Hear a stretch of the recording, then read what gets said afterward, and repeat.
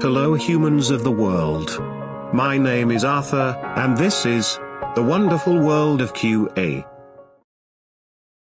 QA is believed to have been in existence as early as 3000 BC, with the ancient game of Pocket, a brutal game that never quite got all of its bugs removed, because, as was tradition, testers were sacrificed to the gods, as well as the captain of the losing team.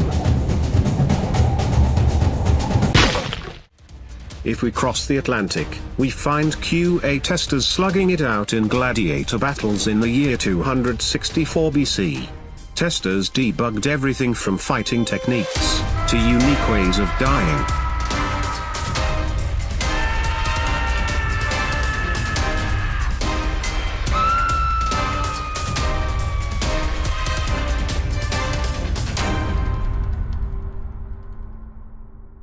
Several centuries later, in the year 1066, in medieval Europe, testers were finding ways to crash the game of jousting. Oftentimes, these crashes led to unorganized bloody battles.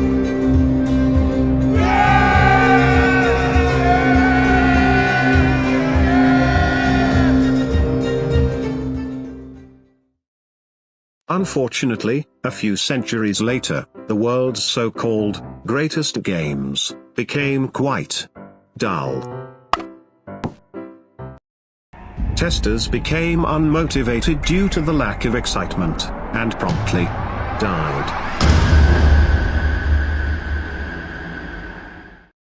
Poor little Ralph Baer was unfortunate enough to grow up in a world full of such mediocrity. As he aged, he realized that the reason for the lack of excitement in games was directly related to the rise of morals. With his invention, Pong, he planted the seed of a virtual world full of terribly gruesome possibilities. Before the world and its morals could catch on to Ralph's master plan, friends were killing each other in the comfort of their own home. As video games advanced, quality assurance testers started to rise from the dead. Every kid and 30-year-old living in his or her mother's basement wanted a job to do what they loved most: playing video games. The shocking reality is that these testers do not get to play games at all. They get to test one game. One should never confuse the two. Your average tester will live at work, in a cramped space, fueled by all of the free caffeine they can consume. Testers stare at the same game all day every day until their eyes bleed out. When a tester has lost his or her vision completely, they are quickly replaced by an eager gamer, lining up outside the door, waiting to ruin his or her life for the next several months.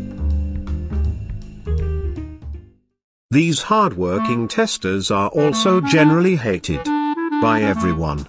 Take a look at little Timmy here. Timmy's boss hates him because he thinks Tim doesn't work hard enough. The programmers at Timmy's work hate him because he works too hard. Gamers, although never meeting Timmy, will hate him as well because they will blame all of QA for not finding the bugs that the programmers chose not to fix. And Timmy and his fellow testers all hate each other, because none of them have taken a shower for weeks.